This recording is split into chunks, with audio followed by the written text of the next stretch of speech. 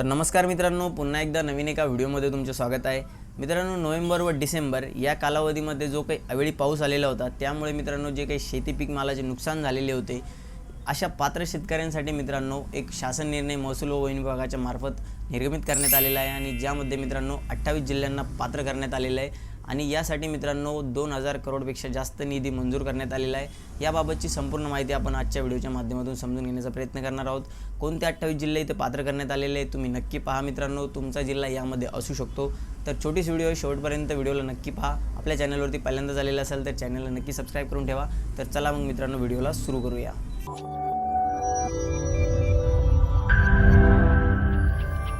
तर मित्रांनो, शासन निर्णय इथे तुमच्या समोर आहे। नोव्हेंबर व डिसेंबर 2023 या कालावधीतील अवेळी झालेल्या पावसामुळे जे काही शेती पीक मालाचे नुकसान झालेले होते, यासाठी मित्रांनो मदत देण्यासाठी निधी वितरित करण्यास मान्यता देण्याबाबतचा हा शासन निर्णय आहे, जो की मित्रांनो महसूल व वन विभाग यांच्या मार्फत निर्गमित करण्यात आलेला आहे 31 जानेवारी 2024 रोजी।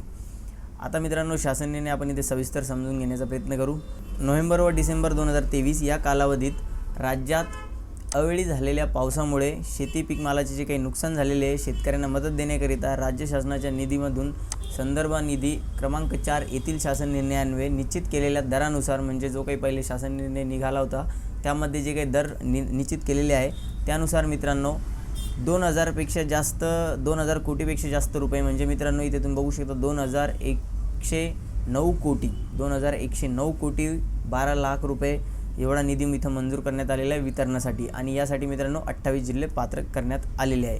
आता मित्रांनो इथे खाली काही अटी दिलेल्या आहेत, त्यामध्ये मित्रांनो महत्त्वाची अट आपल्याला इथे समजून घ्यायची आहे।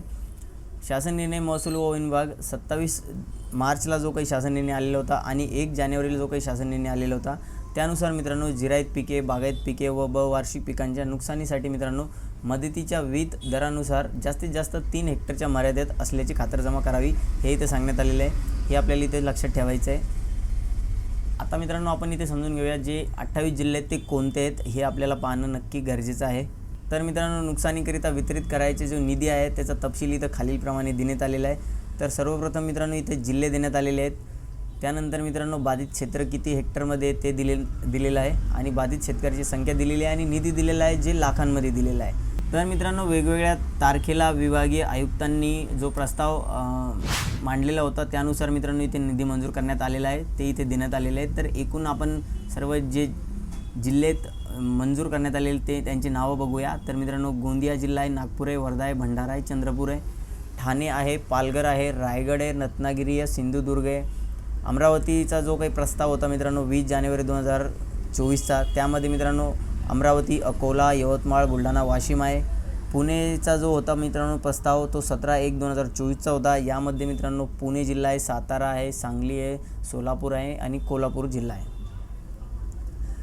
अशाच प्रकारे मित्रांनो छत्रपती संभाजीनगर यांचा जो होता मित्रांनो प्रस्ताव तो 20 जानेवारी 2024चा होता, ज्यामध्ये मित्रांनो छत्रपती संभाजीनगर जिल्हा म्हणजे औरंगाबाद जिल्हा, जालना, परभणी, हिंगोली, नांदेड, बीड, लातूर आणि धाराशिव असे मित्रांनो एकूण 8 जिल्हे होते संभाजीनगरचा जो काही प्रस्ताव होता ज्यामध्ये।